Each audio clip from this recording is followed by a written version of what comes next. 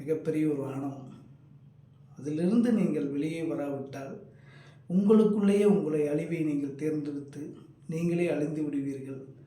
இது அழிவுக்கான காலம்.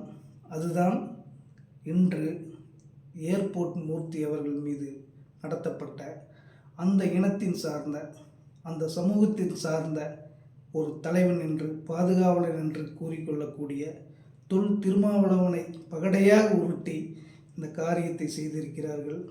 ஏனென்றால் இன்னும் ஒரு ஆம்ஸ்ட்ராங் வீழ்வதற்கு அவர்கள் கையில் நிறைய ஆயுதங்கள் இருக்கிறது. ஏனென்றால் அதை வைத்துத்தான் மன்னராட்சியை முடியாட்சியை தீர்மானிக்கக்கூடிய ஒரு வல்லமையை அவர்கள் உருவாக்கியார்கள்.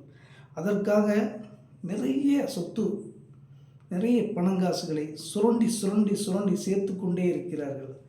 அதற்கான ஒரு பெரிய விஷயம் அவர்களுக்கு நம்பிக்கை கொடுக்கக்கூடியது என்னென்னா, எலும்பு போட்டால் தமிழன் நாய் மாதிரி பின்னாடி வருவான், ஓட்டை நம்மளுக்கு போடுவான், 1000 ரூபா கொடுக்குற இடத்துல 5000 ரூபா கொடுத்தா நம்ம தான் ஆட்சி அப்படின்னு சில 1000 கோடிகளை இங்கே கொட்டிவிட்டு பல லட்சம் கோடிகளை அவன் சுருட்டி கொண்டே இருக்கிறார்கள். இதுதான் நடந்து கொண்டே இருக்கிறது. இதுதான் திராவிட மாடலின் ஆட்சியாகவும் இருக்கிறது. இதில் நாம் விழித்து கொள்ளாவிட்டால் நிச்சயமாக நாமும் மட்டுமல்ல, நம்மளுடைய தமிழ் சமூகத்தையும் வருங்காலத்தையும் நம்மளுடைய பிள்ளை குட்டி தலைமுறைகளையும் நாம் இழந்து விடுவோம்.